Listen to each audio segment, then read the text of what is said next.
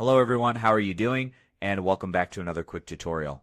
Today we're tackling a pesky issue on your Windows 10 or Windows 11 computer.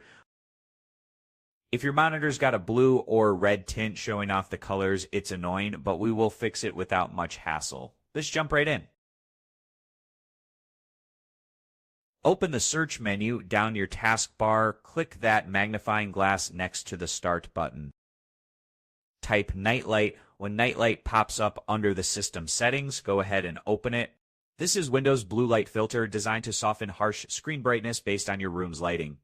If it's on, it might be tinting your display. You've got two options: turn it off completely or adjust the strength of the slider to deal back the effect. To switch it off, make sure Turn On Now is unchecked. That means disabled, no restore needed. It takes effect right away. You can also schedule it for later if you want, but for now, off should do the trick. That's it, folks. A super straightforward fix. If this cleaned up your colors, smash that like button, share it with your friends, and subscribe for more quick tips. Catch you in the next tutorial. Stay colorful.